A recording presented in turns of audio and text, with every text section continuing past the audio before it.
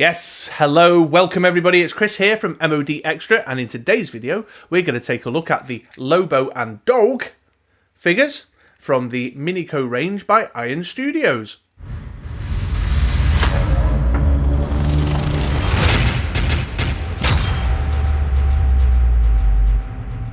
Right, okay, as always, a little bit of warm-up chatter up top just to set the scene.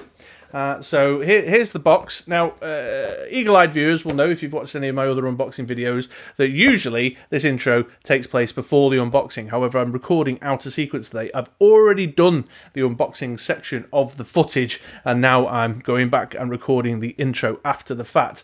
There's a reason for that, and that's explained in the unboxing section. So stick around to find out why I may have opened it up quite as quick smart as I did. But to get to the point then, so Iron Studios, it's the MiniCo range. This is part of Series 1. You can see there on the back of the box. Includes a Joker, a Harley Quinn, a Superman, and an Aquaman. Although I've seen a Batman knocking around somewhere. Now I saw these knocking around, I think, early 2020. I mean, like proper springtime, or even sort of the new year time. Some sort of unboxing videos were knocking around, and there was some coverage. I just caught wind of them. You don't find them here in the UK very often, these MiniCo Iron Studios stuff. You have to kind of import them from the United States. Zavvi here in the United Kingdom sometimes carries them, but they tend to go for the more kind of A-list characters like Superman and Batman and Catwoman and Harley Quinn. So I just kind of didn't think anything of it. I mean, it may even be further back than that, like late 2019, that I sort of caught wind of them. Plus the price point, as always, when these first come out and you sort of start seeing them around initially at that very first release moment, they're usually a bit more higher priced than I'm kind of, as a casual collector, I'm willing to pay. But I was mooching around on eBay the other day, and I happened across one of these at a price that I was much happier to pay. Even importing it from the United States and paying the extra shipping to get it over, so I was much more comfortable with the price at that point. So I got it shipped over from the US and picked myself up a Lobo and the Dawg. Now, for any DC Comics fan, this guy's obviously an iconic character, very well known. He is to DC fans what Deadpool is to Marvel fans, in my humble opinion. And I just thought it was a really great figure. Had lots of character, lots of personality, so I had to pick one up for myself because I thought it'd have some really cool shelf presence and make my little nerd idol look awesome, and also bring a character that you don't see in kind of action figure form quite as often as you do, the big three plus Harley Quinn. So yeah, there you go. I've picked it up from eBay, from a store in the States, and got it sent over. Let's now take a look, go back in time, and take a look at the unboxing element, and we'll have a closer look at the model, shall we?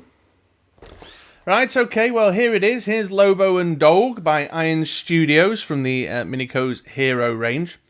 Just a quick observation, actually, before I do the unboxing and review bit of this. So, when I took it out of the outer box, the postage box, after taking collection off the courier, I noticed a few things.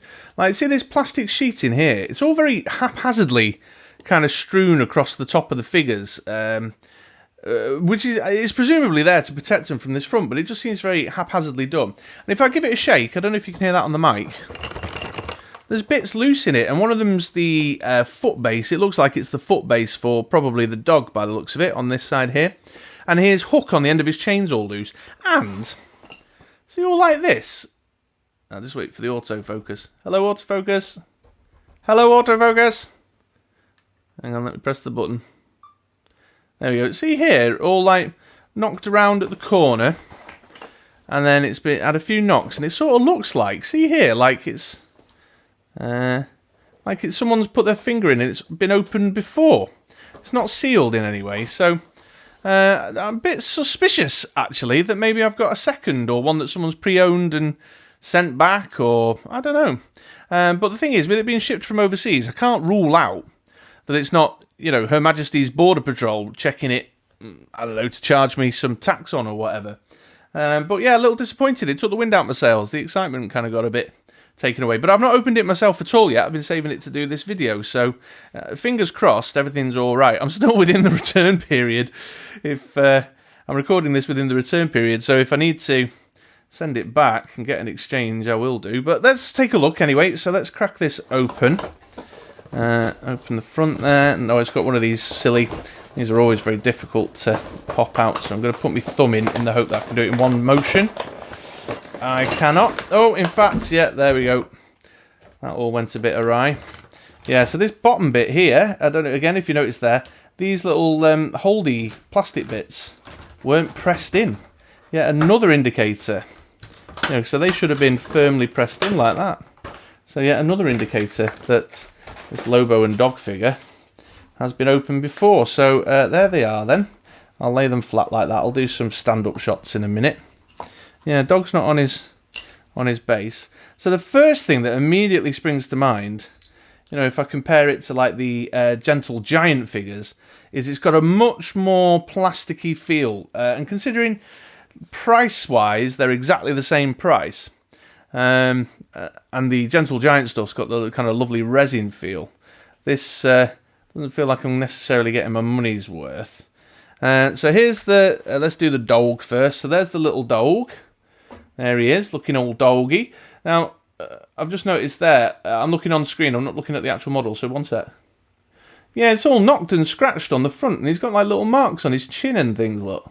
You see that, folks? Presumably because of this hook that's been rattling around in the box, scratching him up. But hey, it looks, it's got a great look. Awesome look, classic Lobo feature in many of the comic books there. So it's despite the plasticky feel, I really love the style and design. You know, it really pops. So there's the dog. Pop you there a minute, dog. Let's have a look at Lobo. So he's got all the kind of key classic Lobo features. He's got his hook on the end of a chain. Oh, bloody autofocus. Come on, bloody autofocus. Let me press the button again. There we go. So, yeah, he's got the facial features look good. Nice detail in there on the hair. Again, though, you know, I can't help but compare to the Gentle Giant stuff where they're hand painted. So there's just a little bit more of something like in the hair. You would see little effects in the hair, but still a pretty solid model. It's got a lot of nice detail, like the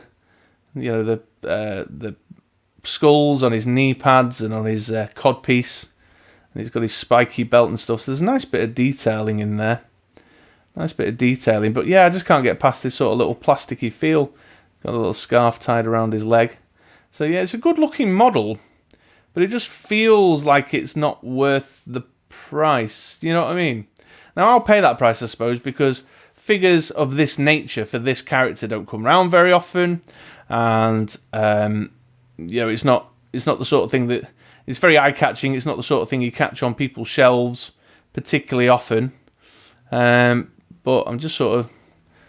Now I've got my hands on it and looking a bit closer, I'm a little underwhelmed by the quality. This sort of plasticky feel to it compared to the sort of resin models that you can get and vinyl models of the same price. Is it vinyl models or resin models? Maybe a more experienced statue collector of this nature might be able to correct me there. But yeah, okay, it's still a very eye-catching piece of kit.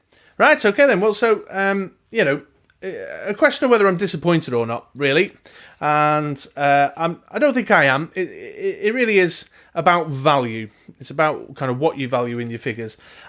Yes, I do think that the sort of plasticky feel of it does make me wonder, you know, whether I'm getting the quality compared to some other manufacturers and some other stuff that I've picked up in the past. I mean, just behind me here, actually, I've got my Bloodhound, my Apex Legends Bloodhound. It's the same sort of plasticky, more kind of action figure-y style.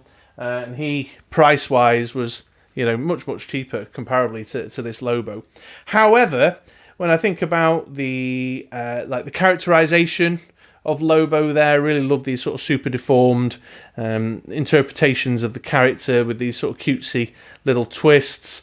I think the detail is incredible. It's got a great shelf presence. It's got these nice little sort of added bits with the chains and of course the dog. And if I come in close there now, I'll just let me get it in front of my face so that it zooms in. If you look at like the detail of the dog's spine, and kind of his mouth around the jowls and stuff. Let's just hide my face so it zooms in. Auto focuses on the dog. Hang on, let me press the focus there. You know, it's got a really great, look at that, really great sort of vibe about it. So, and the red eyes just really kind of stand out. Again, put him in front of me there. So he's suitably mean, and it's a character that I have really fond memories of from a young age. You know, reading him in the 90s. As I said, you know, Lobo is to DC fans what Deadpool is to Marvel fans, and you know, I don't say that lightly. I think it truly is the case. So I think the plasticky feel is one thing, but the value's there for me. The value's there for me because I really love the aesthetic, I love the style, I love the characterization, and I love the quality of the detail.